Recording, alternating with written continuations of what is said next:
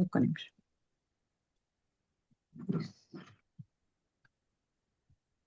Good morning, everyone. Today, our group presenting the Gordie Howe International Bridge Case Study. The main question for this presentation was: this project successful and why or why not?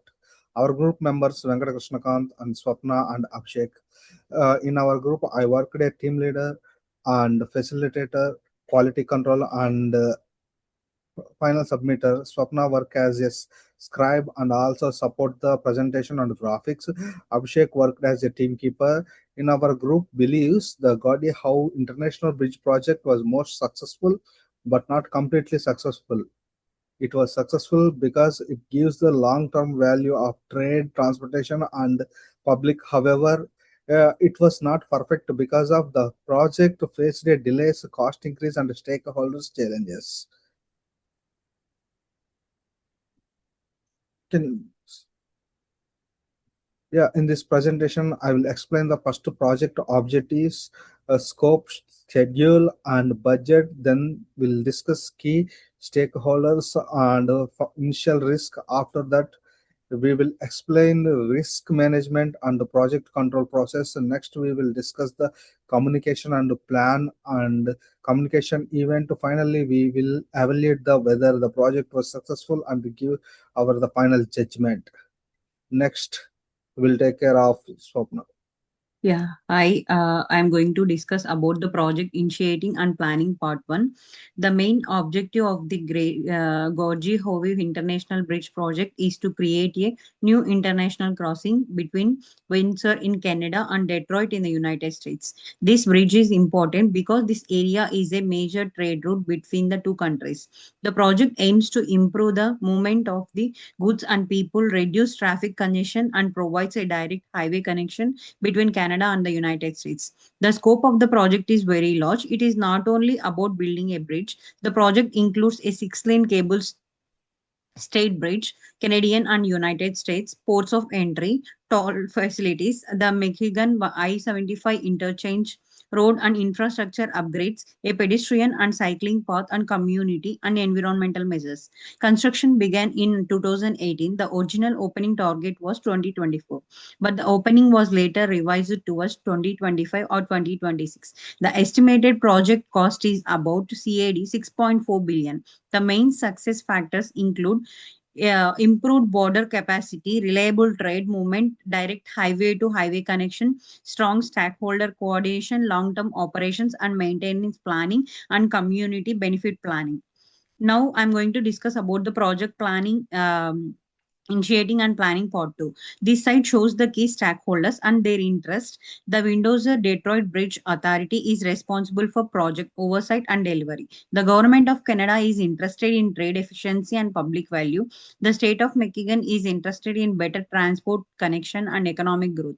Bridging North America is responsible for design, construction, operation, and maintenance. Other important stakeholders include border agencies, local communities, business, logistics, firms, and the general public borders agencies.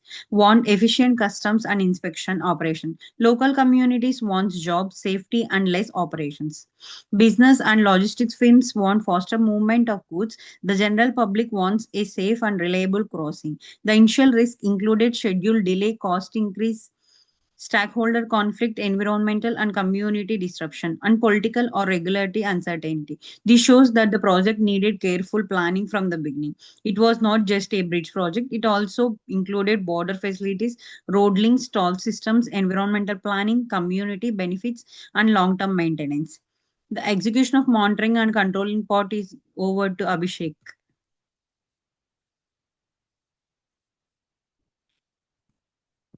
Hello, everyone. Sorry for not turning on the video. There's a technical difficulties. So, continuing with the presentation, let's talking about the slides, execution, monitoring, and controlling part. So, there are mainly top 5 risks I'm going to talk about in this project risk register. So, the first risk about the project is like schedule delay.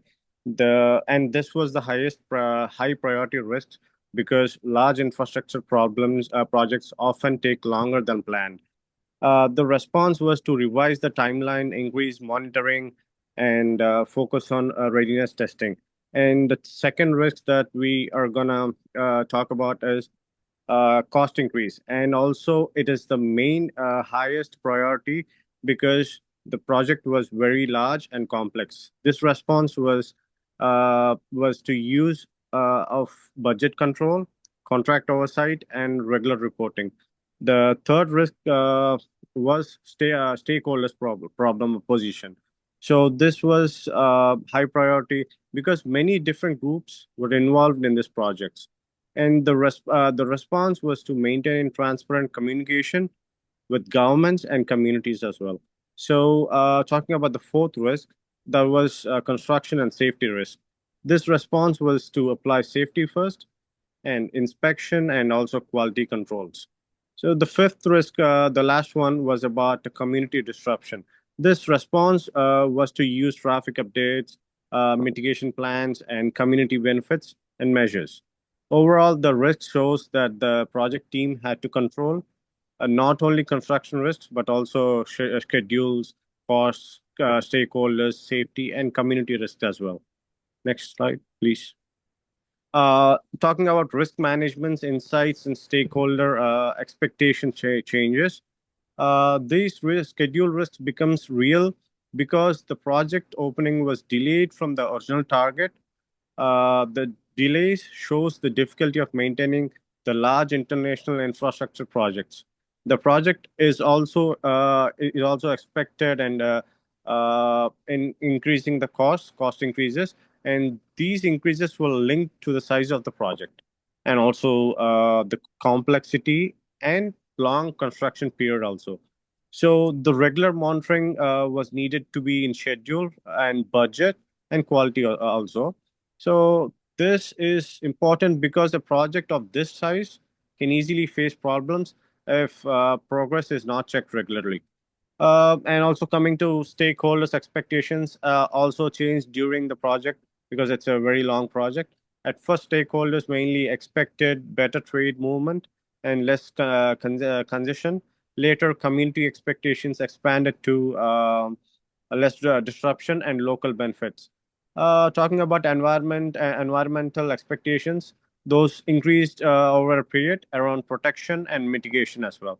Talking about border agencies, they mainly focused on readiness testing and toll planning.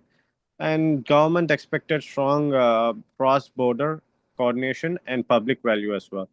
So next slide is gonna be take over by Swapna possibility. Thank you. Yeah, I'm going to discuss about the communication plan. Here, the communication plan was important because it helped ensure that all stakeholders received the right information at the right time. Good communication helped the project team manage risk, explain delays, update stakeholders, and maintain trust. The key communication types included project progress updates, risk and issue updates, budget and schedule updates, community impact notice, government and border agency briefing, and final opening and readiness updates. This project involved many stakeholders such as governments, contractors, border agencies, local communities, business, drivers, and travelers. Because of this communication needed to the drivers and travelers, communication needed to be clear, regular, and suitable for each audience. For example, governments needed formal updates, local communities needed construction and traffic notes, and border agencies needed readiness information. While coming to the communication events table, the slide shows that communication events table project status updates were the windows. Windsor Detroit Bridge Authority, government partners, and the project team. These updates covered progress, schedule, budget, and risk, and they were planned monthly. Risk review meetings were for project leaders and contractors. These meetings focused on the risk register and mitigation planning, and they were planned by weekly or monthly. Community updates were for local residents and business. These updates explain construction impact, traffic, safety, and community benefits. Traffic and construction notices were for drivers, residents, and logistics firms. These notices gave information about road closure, traffic changes, and site activities. Government and border agency briefing were for Canadian, US, and Michigan agencies. These briefing covered legal, border, operational, and readiness updates. Final readiness communication was for border agencies, operators, travelers, and business. This communication focused on the opening date, tolling, inspection, and crossing process. This was needed before the bridge opened. Was the project successful or not? Venkat Krishnakant will take it.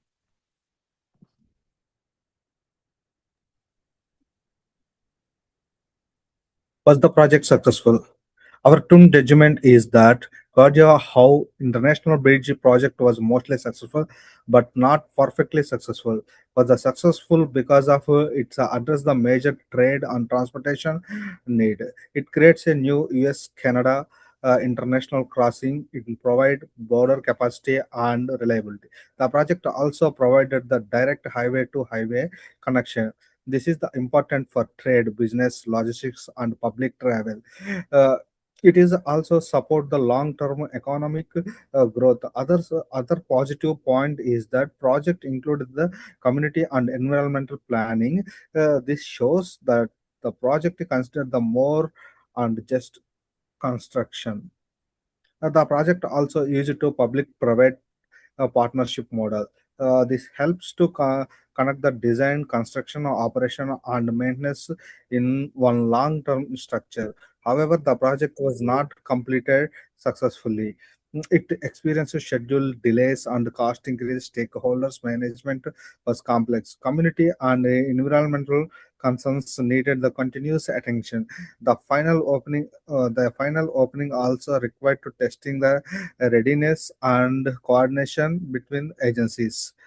Final determination and closing. Our team determination in the project is successful from the strategic and long-term value perspective.